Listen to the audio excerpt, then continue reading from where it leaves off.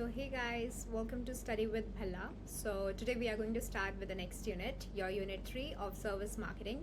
And the topic for today is managing physical evidences in services. So, let's begin.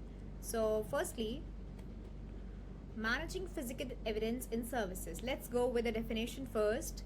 In service marketing, physical evidences refers to the tangible and the visual element that customers use to evaluate the quality of a service.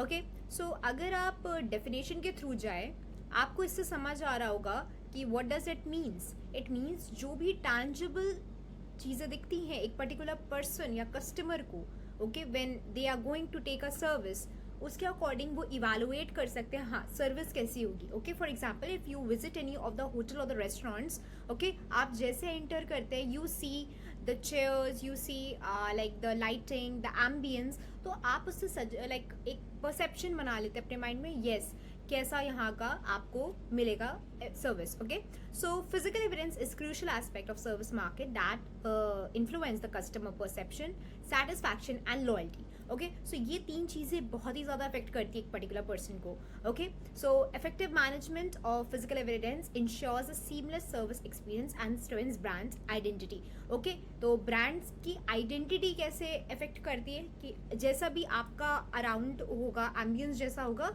वो चीज़ें बहुत affect करती है particular service के लिए service marketers must continuously assess and upgrade tangible elements and meet the elements and meet involving customer expectations okay so उन्हें कोशिश करना चाहिए कि हाँ वो fulfill करते रहे अपनी customer expectations को okay so just a second yeah this is much better so now let's go with the next slide what are the key elements of physical evidence okay so अगर हम लोग key elements की बात करें यहाँ पे so there are 3 types of key elements okay ये जरूर एग्जाम में आएगा आपका तो पहला आपका आता है सर्विस इन्वायरमेंट ओके जिस पर्टिकुलर इन्वायरमेंट में आप सर्विस ले रहे हैं वो कैसा है ओके तो उसमें क्या क्या इन्वॉल्व होता है lighting facility design music and cleanness आपने जैसे रेस्टोरेंट में एंटर किया आपने वहाँ का इन्वायरमेंट देखा आपने जैसे इन्वायरमेंट को देखा उसके अकॉर्डिंग आपके दिमाग में एक परसेप्शन बना ओके ये कैसा होगा ये रेस्टोरेंट कैसा होगा कैसी हमें सर्विस मिलेगी ओके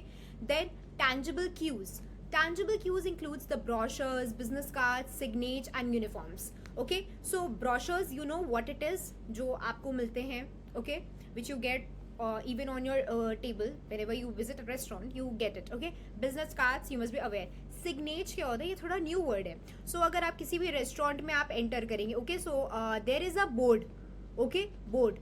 ये होता है आपका signage. ओके एक तरीके से आप समझ सकते हैं सिग्नेच का मतलब होता है कि एक पर्टिकुलर बोर्ड पे कंपनी का नाम लिखा है मोबाइल नंबर है जिससे कस्टमर को वो अट्रैक्ट करते हैं okay this is known as the signature uniforms you are knowing okay एक पर्टिकुलर प्रॉपर यूनिफॉर्म में रहेंगे तो एक यूनिफॉर्मिटी बनती है ओके सो उसमें समझ आता है हाँ कि कस्टमर्स बहुत मतलब वो लोग बहुत ध्यान रख रहे हैं कस्टमर्स का ओके एंड बिकॉज देखिए बहुत ही ज़्यादा इफेक्ट पड़ता है एक पर्टिकुलर ऑर्गेनाइजेशन का according to their dress up okay अगर वो प्रॉपरली फॉर्मल वे में ड्रेसअप है तो बहुत अच्छा इम्पैक्ट पड़ता है okay so now we come upon the technology based interactions so ये इस पे भी फोकस करते हैं कि टेक्नोलॉजी कौन सी यूज़ करें मीन्स वो जैसे मैकडोनल्ड्स है हाँ if you talk about McD okay so nowadays they have started taking their orders on a online mode itself like you are visiting the like cafe only okay you are visiting there showrooms and all okay you are getting that screen okay जहाँ से आप आराम से order place कर सकते हैं ये सब क्या है ये सब टेक्नोलॉजी बेस्ड इंटरेक्शन है कस्टमर को अट्रैक्ट करने के लिए टाइम सेव करने के लिए और ज़्यादा सेल्स बढ़ाने के लिए okay so they are using apps app service kiosks and AIT bots okay so these things are being used okay so now we come upon the next topic just a second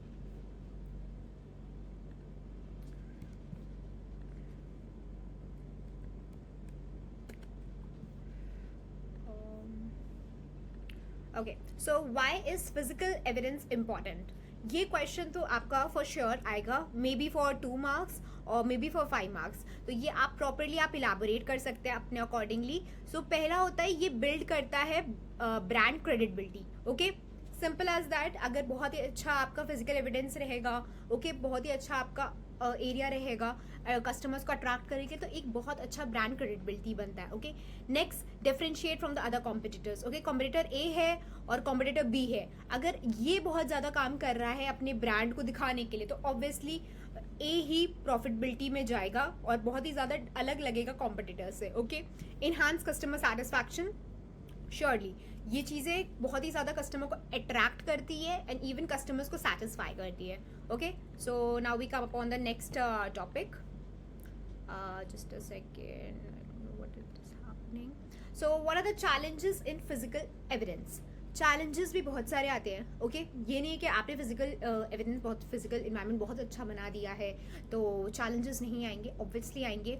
ठीक है, पहला आता है आपका इंटैंजिबिलिटी. Okay, सो आपको इंटैंजिबिलिटी का तो मतलब पता ही है. ओके, उसको डिफाइन करने की कोई ज़रूरत नहीं है. Intangibility, in short I am going to tell you, जिस चीज़ को आप टच नहीं कर सकते, इंटैंजिबल चीज़ें होती हैं. तो ये आपका पहला चैलेंज. दूसरा, हाई कॉस्ट.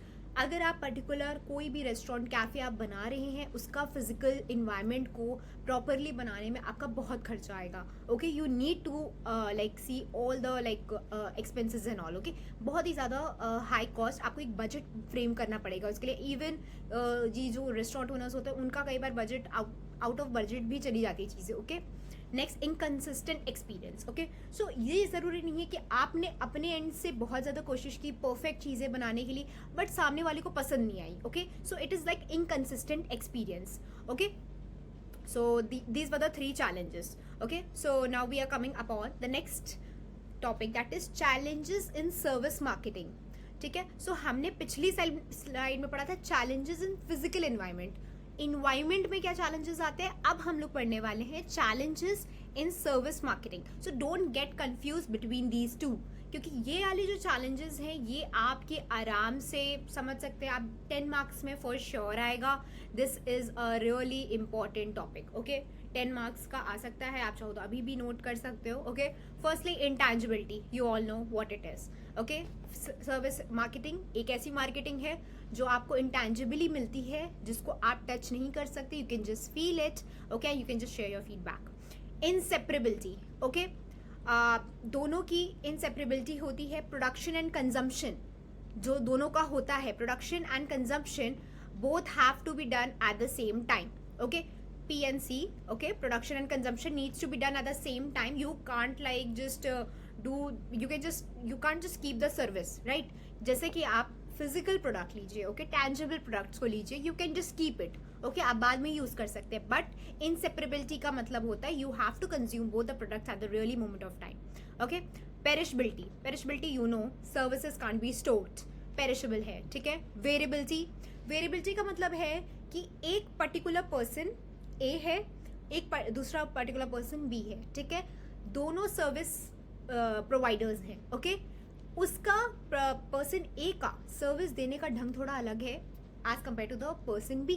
भले दोनों कोशिश करें कि बहुत अच्छी सर्विस देंगे, तो यहाँ पे इसका मतलब होता है कि जो सर्विस आप एक्सपेक्ट कर रहे हैं ज़रूरी नहीं है वैसी आपको मिले, और हर कोई आपको सेम सर्विस नहीं प्रोवाइड कर सकता. The best example is you are visiting to any of the like franchise से डोमिनोज. ओके, उसने आपको डिलीवरी दी 10 मिनट में. Okay, and the other one gave you the delivery in 15 minutes. Okay, and जो जिसने 10 minute में दिया उसका जो वे ऑफ टॉकिंग था पर्सन का, ओके, डिलीवरी बॉय का, that was really good. Okay, but at the same time he was like he wasn't very much काम जिसने 15 मिनट लिए. सो आप समझ सकते हो दोनों का अलग अलग तो लाइक प्रेफरेंस था सर्विस देने का. ओके, सो वेरिएबिलिटी, हर जगह सेम सर्विस नहीं मिल सकती. Next, customer expectations.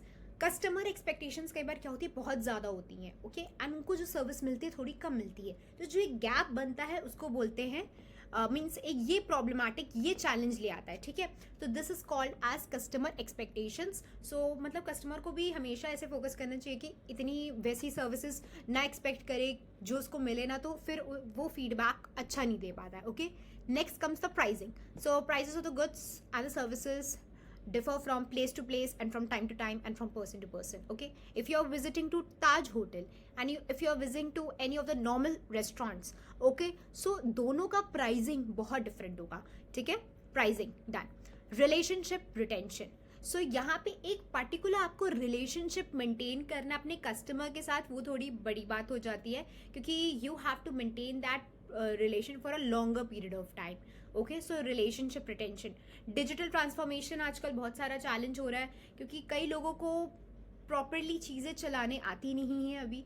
ठीक है, तो एक ये डिजिटल ट्रांसफॉर्मेशन का बहुत बड़ा प्रॉब्लम आता है सर्विस मार्केटिंग में. फिर आता है एम्प्लॉय ट्रेनिंग का.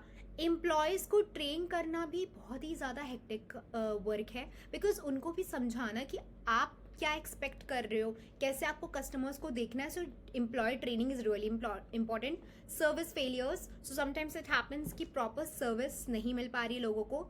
मीन्स जैसा वो कस्टमर चाहता था सर्विस लेना, बट वैसी सर्विस एक पर्टिकुलर पर्सन नहीं दे पाया उनके ऑर्गेनाइजेशन का. तो सर्विस फेलियर्स भी कई बार प्रॉब्लम करते हैं. Okay, so next we come upon the different types of models. इस पर्टिकुलर यूनिट में बहुत सारे मॉडल्स हैं.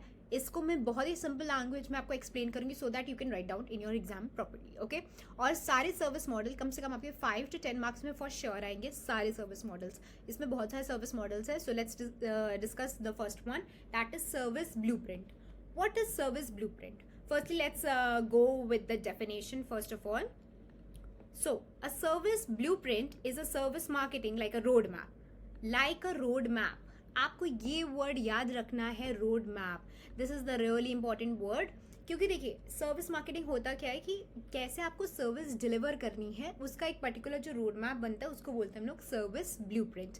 ओके, सो जैसे कि अगर मैं उसको एग्जाम्पल के थ्रू आपको समझाऊं, a well design service blueprint help businesses anticipate customer needs, minimise pain points and deliver a smooth and enjoyable service leading to higher customer loyalty. Okay, तो एक अगर प्रॉपर आपका पहले से रोड मैप डिसाइड होगा कि एक पर्टिकुलर कस्टमर आया, उसको कैसे आपको सर्विस देनी है, तो बहुत प्रॉफिटेबिलिटी हो सकती है. ओके, फॉर एग्जाम्पल हम ये पूरी चीज़ को एक पर्टिकुलर एग्जाम्पल से समझेंगे. Example of a coffee shop. Example barista. You must be knowing about barista, right? So हम लोग अगर बैरिस्ता के एग्जाम्पल से समझेंगे उससे ज़्यादा आपको बेटर समझ आएगा. So for example, first of all, as the customer, like steps taken by the customer during the service process. क्या steps लिए? Example, ordering food in a restaurant. यहाँ पे restaurant लिखा है. Just example, he went to the coffee shop. Okay, he entered the coffee shop. Done. Customer action. He came. Then front stage interaction. पहला interaction क्या हुआ? Direct interaction with the customer, like have with the service provider. Okay, so वहाँ के जितने waiters होंगे. Okay, waiters taking the order. Okay, simple. Waiter आया, उसने order लिया कि sir what you want, okay, which coffee you want. Okay, then back stage interaction क्या होगा? इंटरनल प्रोसेस हो रहा है इसमें, that suppose the service but are invisible to customers. यहाँ पे सर्विसेज ऐसी हैं जो कस्टमर को विजिबल नहीं है, जैसे कि शेफ यहाँ पे प्रिपेयर करना शुरू कर रहा है कॉफी. Okay, done. पहले कस्टमर आया, सेकेंड उसने ऑर्डर दिया, थर्ड प्रोसेस शुरू हो गया है, मीन्स प्रिपेयर हो रही है कॉफी. नाउ सपोर्ट प्रोसेस, यहाँ पे एडिशनल एक्टिविटीज आएंगी like supply chain, logistic, IT और HR management at ensure smooth service delivery. So यहाँ पे प्रॉपर जितना भी आपका लाइक इंटरेक्शन होगा वो यहाँ पे आएगा. ठीक है, with the other team members. Okay, support process बोलते हैं उसको. ठीक, नेक्स्ट फिजिकल एविडेंस. अब यहाँ पे जो आपकी कॉफी प्रिपेयर हो गई है वो फाइनली टैजेबल एलिमेंट है जो कस्टमर को चाहिए. ठीक है, फिर example the restaurant ambience, menu design, the packaging. Okay, so here the waiter is with the coffee, this is the physical evidence. So ऐसे आपका एक पर्टिकुलर प्रोडक्ट का ब्लूप्रिंट बनता है. ठीक है, ऐसे आपको प्रोडक्ट एक पर्टिकुलर सर्विस मिलती है. Okay, so now we come up the next slide, that is the moments of truth. So ये आपका सेकेंड मॉडल है. आपने पहला मॉडल समझ लिया. Now this is the second model, moment of truth. So first of all, this was introduced by Jan Carlson, former CEO of Scandinavian Airlines. ये आपका आ सकता है for 2 marks for sure. जान, आप ये वर्ड याद कर लीजिएगा अच्छे से. He is the former CEO of where Scandinavian airlines. Okay, so इन्होंने ये मोमेंट ऑफ ट्रुथ लाया था 1987 में. Okay, fine. सो इसमें एम्फसाइज क्या किया था? That every interaction a customer has with the company shapes their perception of the service.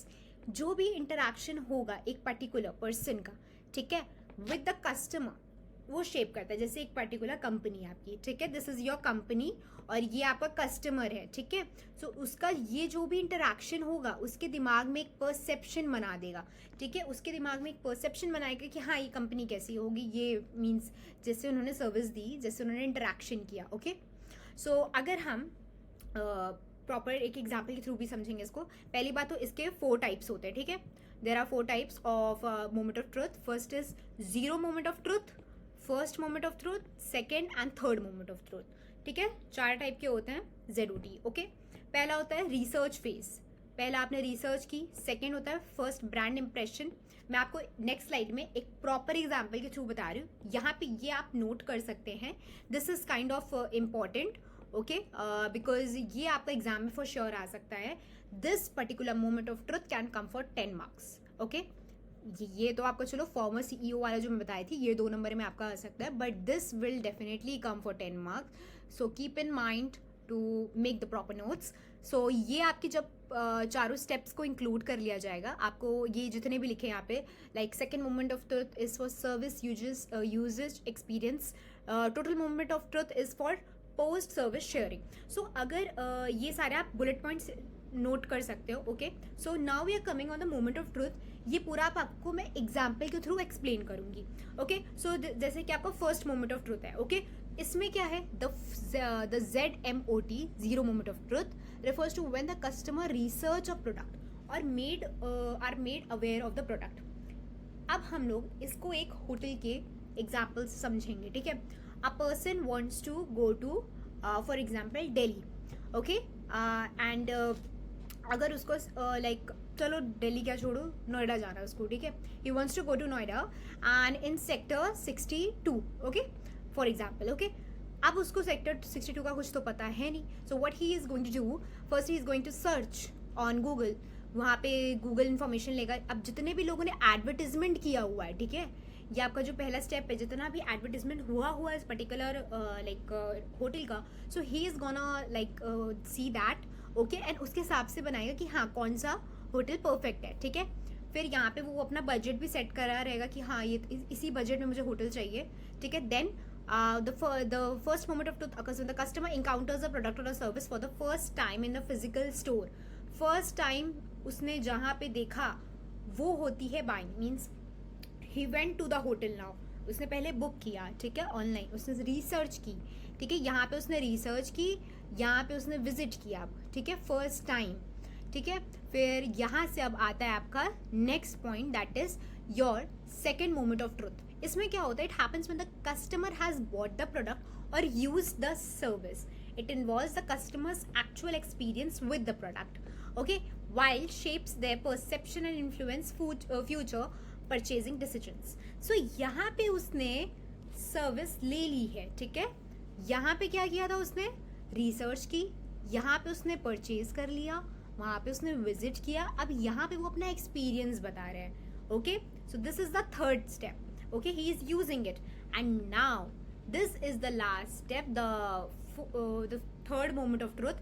इसमें क्या होता है, now the customer gives the feedback, okay, what he gives the feedback, he gives his opinions, he gives his reviews, okay। so ये बताता है कि हाँ कैसा था, अच्छा था experience, you can go, okay।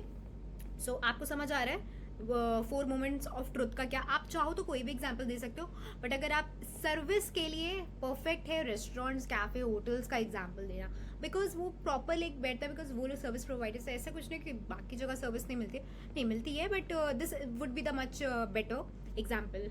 Excuse me. So now we come upon the next model, that is STP in services। So what is STP? STP is segmentation, targeting and positioning। So STP, this is the model। So पहली बात segment करना। कोई भी आपको product लेना है या आपको अपनी लाइक मार्केट को जानना है, you have to segment them, okay. आपका कोई प्रोडक्ट है, ठीक है, for example you can take stationery, okay, you are taking stationery like the notebooks, the pen and all, ठीक है। आपने एग्जाम्पल लिया, ठीक है। सो आप पहले डेमोग्राफिक के हिसाब से देखोगे कि क्या कौन लोग लेना चाह रहे हैं, ठीक है। Who are the people who are looking, age, ठीक है, एज, जेंडर, जियोग्राफिक, कौन से एरिया के लोग ले रहे हैं, कौन से नेशनल लेवल के ले रहे हैं, इंटरनेशनल ले रहे हैं, अर्बन रूरल कहाँ के ले रहे हैं, ठीक है। साइकोग्राफिक, क्यों परचेज कर रहे हैं, क्या वो स्टूडेंट्स हैं, क्या वो टीचर्स हैं, ठीक है। बिहेवियर, वो कितनी बारी ले रहे हैं, उनका क्या रिपीटेड रिस्पॉन्स कितना है, कितने कितने टाइम पे वो परचेज करें, ठीक है। सो यहाँ पे जैसे yoga retreats for health conscious, Uber for different travel needs, so these are the like examples you can give for segmentation, okay. फिर टारगेटिंग आता है। टारगेट का मतलब क्या होता है, एक पर्टिकुलर ग्रुप ऑफ पीपल को टारगेट करना, ठीक है। सो टारगेटिंग में भी आपके पता है, ऊबर का भी आप एग्जांपल ले सकते हो। ऊबर भी आपको पता होगा 3 टाइप की आती है, ठीक है। एक आता है आपका ऊबर ब्लैक, ठीक है। अगर आप ऊबर ब्लैक की बात करो, सो उसमें क्या होता है, it is for the rich people, like premium class के लिए होता है। Uber black is for premium class. फिर आता है आपका Uber x, so that is for normal, like ऐसे ही है for like normal people. And cost conscious के लिए भी एक आता है, ऊबर कॉन्शियस करके एक आता है। सो अगर आप चाहो तो गूगल आउट कर सकते हो, 3 टाइप के जो ऊबर्स आते हैं। सो टारगेटिंग उसके हिसाब से किया जाता है, ठीक है। सो अगर मास सेगमेंट की बात करें, मास की बात करी जाए, सो मास में मतलब होता है कि सारे प्रोडक्ट्स दिए जा रहे हैं। जैसे कि आप बस में ट्रैवल करो लोकली, सो मास सेगमेंटेशन है वो, ठीक है। फिर सेगमेंटेड मीन्स एक पर्टिकुलर सेगमेंट्स में डिवाइडेड है। यहाँ पे क्या है, पर्टिकुलर सेगमेंट्स में डिवाइडेड है, right.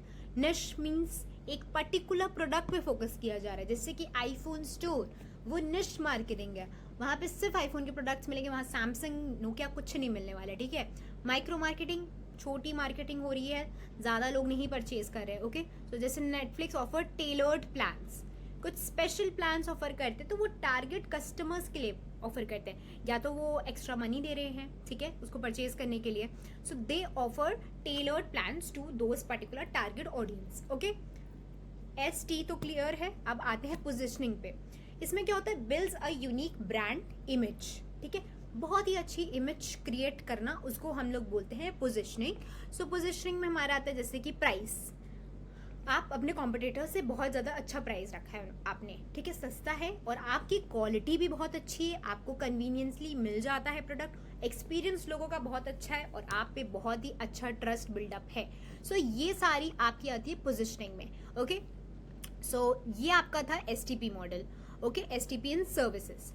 So now we come upon the 7 P's। तो 7 P's सबसे ज़्यादा इंपॉर्टेंट टॉपिक है आपका। अगर आप मीन्स नॉलेज पर्पस के लिए भी अगर इसको पढ़ रहे हैं तो प्लीज़ इसको एकदम ध्यान से पढ़ेगा, बिकॉज ये आपके इंटरव्यू होंगे उसमें भी आ सकता है फॉर श्योर, प्लेसमेंट्स के लिए एग्जाम में तो आएगा डेफिनेटली। एंड नॉलेज के लिए एटलीस्ट आप BBA के स्टूडेंट हो तब तो आपको पता होना चाहिए 7 P's तो एटलीस्ट, ठीक है। सो पहले आता है product. Product is your first one. So product, price, place, promotion, people, process and physical evidence, ये आपके 7 P's हैं, ठीक है। सो अगर हम सबसे पहले प्रोडक्ट की बात करें, प्रोडक्ट क्या है, मीन्स पहली बताइए कि प्रोडक्ट सर्विस ऑफरिंग, कहाँ आप कैसा प्रोडक्ट आप ऑफर कर रहे हैं कस्टमर्स को, ठीक है, यहाँ पे प्रोडक्ट की बात होती है, ठीक है। फिर प्राइस की बात होती है, क्या वो प्राइस अफोर्डेबल है लोगों के लिए, क्या वो प्राइस कॉस्ट बेस्ड है, सिचुएशन बेस्ड है, इकोनॉमिकल बेस्ड है, क्या किस वे में आप प्राइस चार्ज कर रहे हैं लोगों से, ठीक है। प्लेस, कहाँ पे वो पर्टिकुलर प्रोडक्ट आप लाइक पहुँचा रहे हैं, अर्बन एरियाज में, रूरल एरियाज में, इंटरनेशनल लेवल पे कि नेशनल लेवल पे, प्लेस, ठीक है, बहुत डिपेंड करता है। नेक्स्ट प्रमोशन, प्रमोशन आप कैसे कर रहे हैं, इंटरनल मार्केटिंग यूज़ करें, एक्सटर्नल मार्केटिंग यूज़ करें, सेल्स प्रमोशन यूज़ करें, क्योंकि आपने भी सेल्स प्रमोशन बहुत सारे टेक्निक्स टूल्स पढ़े होंगे, राइट। सो हाँ, तो जैसे इंटरनल मार्केटिंग होती है, एक्सटर्नल मार्केटिंग होती है, ओके, ईमेल मार्केटिंग होती है, तो आप किस वे आप अपना प्रोडक्ट प्रमोट करना चाह रहे हैं, ठीक है, प्रमोशन बहुत डिपेंड करता है। नेक्स्ट पीपल कौन है, ठीक है, जैसे कि आपके एम्प्लॉयज़ हो गए, कस्टमर्स हो गए, सो आप किसको टारगेट कर रहे हो, who are the people, okay, your target audience you should know, ठीक है। अगर आप कोई भी प्रोडक्ट, कोई भी सर्विस किसी को प्रोवाइड कर रहे हो, you should know whom you have to target, किस पे आपको टाइम स्पेंड करना है। ये नहीं होना चाहिए आपका प्रोडक्ट कुछ और है, आप दूसरे टारगेट ऑडियंस पे टाइम वेस्ट कर रहे हो, तो obviously things won't work properly. Next, proper एक प्रोसेस को फॉलो करना है, हर जगह पे हर चीज़ का प्रोसेस होता है, उसको ज़रूर फॉलो करना है, okay. Next, the physical evidence. Physical evidence means product कहाँ पे मिलेगा, कैसे मिलेगा, क्या क्वालिटी होगी, क्या क्वांटिटी होगी, यहाँ पे फिजिकल एविडेंस होता है। सो this is the really important topic, I would suggest इसको प्रॉपरली आप लोग करिएगा, ठीक है। 10 मार्क्स का डेफिनेटली ये क्वेश्चन आपका बनेगा. Okay, so now we come upon the next slide, that is your VALS model. So Wales model होता क्या है? Values, attitudes and lifestyles. ठीक है, जैसे हम लोग ने STP पढ़ा था वैसे आपका वेल्स मॉडल है. मीन्स ऐसे मैं बता रही हूँ, एब्रिविएशन बता रही हूँ बस, ये वैसे उससे बहुत डिफरेंट है. सो वेल्स मॉडल होता क्या है? ये एक तरीके का सेगमेंट करता है लोगों को, कस्टमर्स को सेगमेंट करता है. कैसे? Helps market understand why customers behave the way they do. यहाँ पे ये समझता है लोगों की एटीट्यूड्स को. ठीक है, वो ऐसा क्यों बिहेव करते हैं. ठीक है, जैसे कि यहाँ पे इसके ढेर सारे टाइप्स हैं. ठीक है, 1 2 3 4 5 6 7 8, सो अराउंड 8 to 9 टाइप्स हैं. सो आपको वो सारे टाइप्स प्रॉपरली पढ़ने, जैसे थिंकर्स. ठीक है, यहाँ पे देखिए, अगर आपको वेल्स मॉडल आता है एग्जाम में, make sure you make this particular box, you make this diagram, because the reason is that क्योंकि इसमें आप बस डेफिनेशन लिख दो कि दैट्स इट, बट अगर आपने ये सारा डिफाइन कर दिया तो फुल मार्क्स फॉर श्योर है. तो वेल्स मॉडल में जैसे थिंकर्स हैं, मेच्योर हैं, रिस्पॉन्सिबल हैं, वेल इन्फॉर्म्ड है एंड वैल्यू नॉलेज है उनके पास. थिंकर्स, आप वर्ड्स समझ सकते हो, उनका एटीट्यूड कैसा होगा, उनकी बात करने का ढंग कैसा होगा. ओके, सो अगर आप यहाँ पे, वो काफ़ी मेच्योर होते हैं पहली बात. सेकंड, रिस्पॉन्सिबल होते हैं. ओके, नेक्स्ट वेल इन्फॉर्म्ड होते हैं एंड लास्टली वेल नॉलेज होते हैं. सो अगर आप हर पर्सन को पर्सन टू पर्सन जाते हैं, जैसे आप जाओ अचीवर्स पे. सो अचीवर्स, पहली बात बहुत ही ज़्यादा वो गोल ओरिएंटेड होते हैं, उनको पता है उनको क्या अचीव करना है. दे नो, करियर फोकस्ड होते हैं, फालतू काम नहीं करते हैं, they just focus upon their career. Next, value their success. Okay, so achievers कौन होते हैं, स्ट्राइवर्स कौन होते हैं, एक्सपीरियंसर्स कौन होते हैं. ठीक है, बिलीवर्स कौन होते हैं. सो आपको हर इंसान के बारे में मीन्स पता होता है कि वो इंसान ऐसा क्यों है, वो उसका एटीट्यूड ऐसा क्यों है, उनकी लाइफस्टाइल कैसी होगी अगर वो इस टाइप के पर्सन है. So Wales model is this. Okay, so I hope you must have understood this. Now we come on the next, that is blue ocean strategy. So blue ocean strategy होता क्या है? पहली बात is a business approach where companies create a new market space.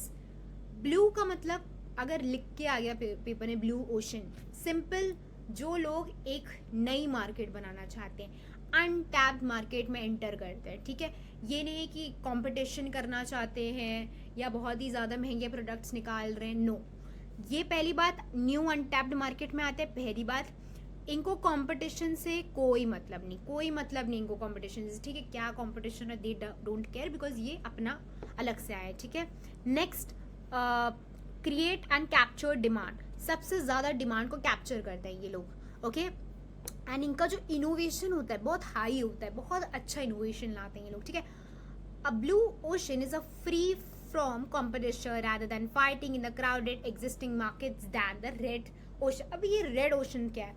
Blue तो आप समझ गए, market में घुसते हैं, उन्हें कॉम्पिटिटर्स से कोई मतलब नहीं है, प्राइस बहुत अच्छा रखते हैं और ये अनटैप्ड मार्केट में रहते हैं और कंपटीशन से भी इन्हें कोई मतलब नहीं है. ठीक है, अगर हम रेड की बात करें, रेड इसका पूरा ऑपोजिट है.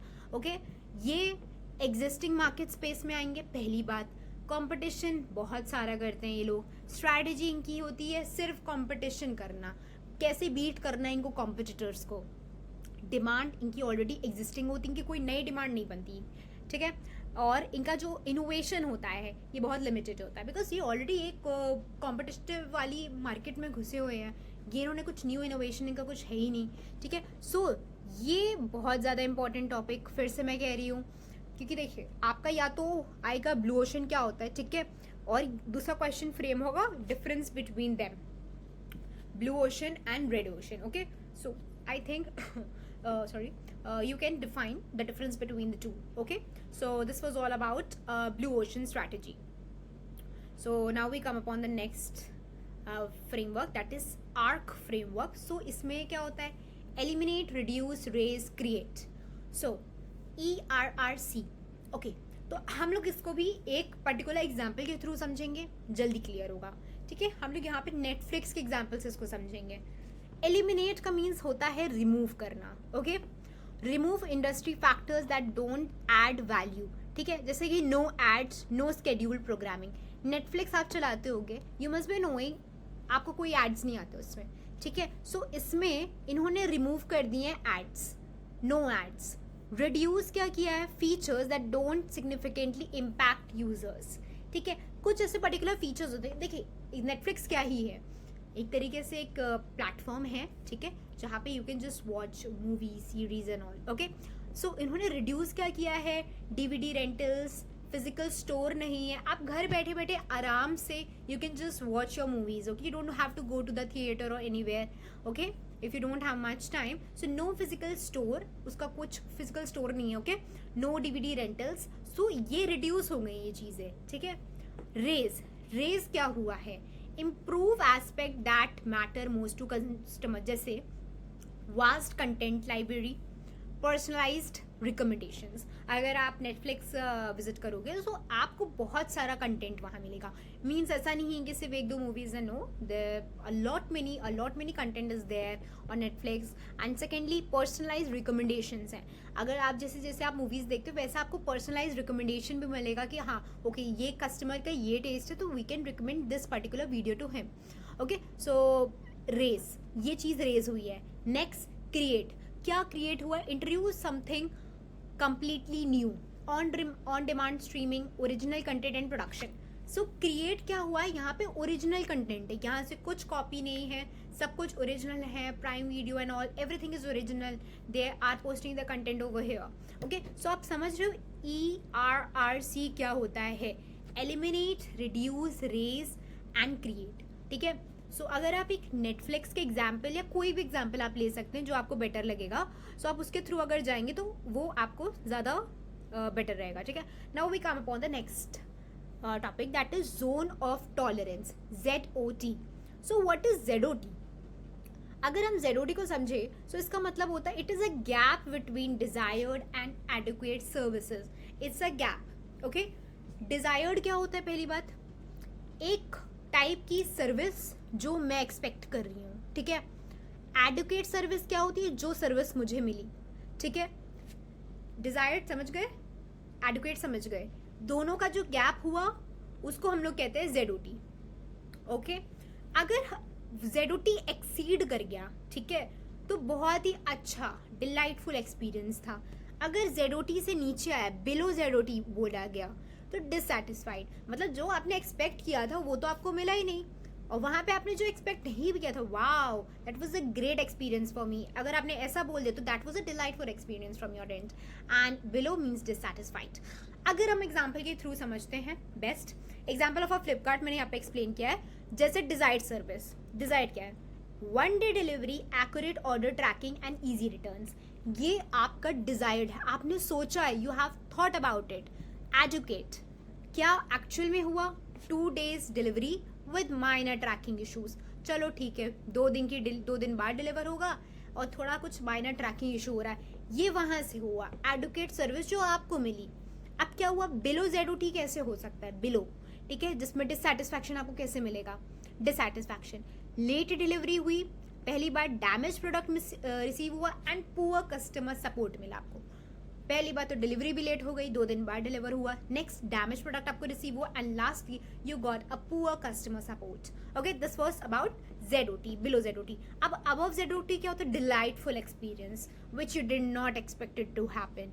फास्टर दैन एक्सपेक्टेड डिलीवरी, यहाँ पे 2 दिन बोल रहे थे ना, 2 दिन से पहले डिलीवर हो गया होगा. ओके, और free upgrade to Flipkart plus, आपको फ्लिपकार्ट प्लस पे फ्री अपग्रेडेशन मिल गया.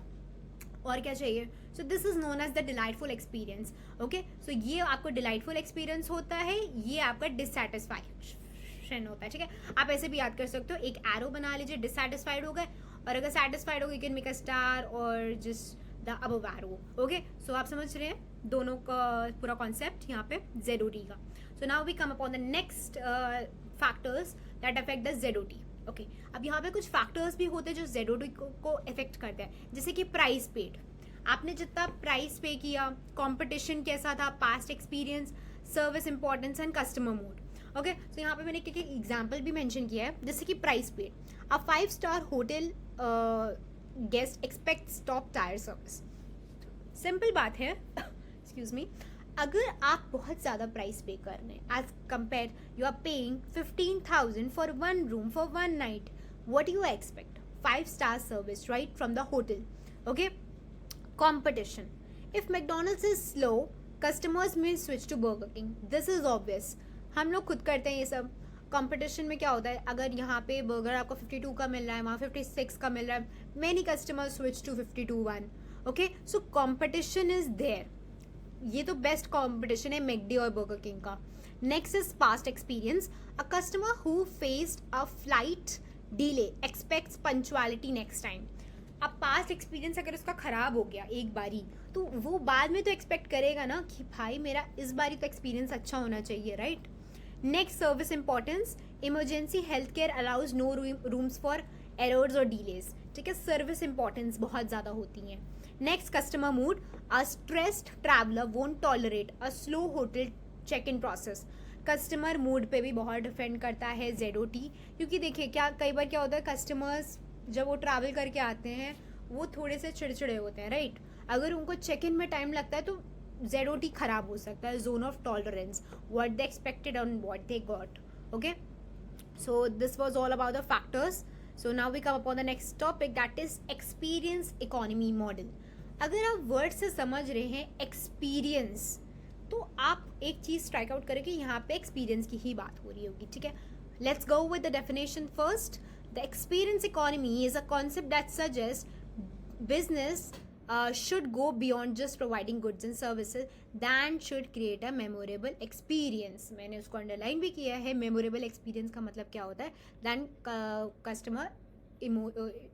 customers emotionally, engaging them emotionally.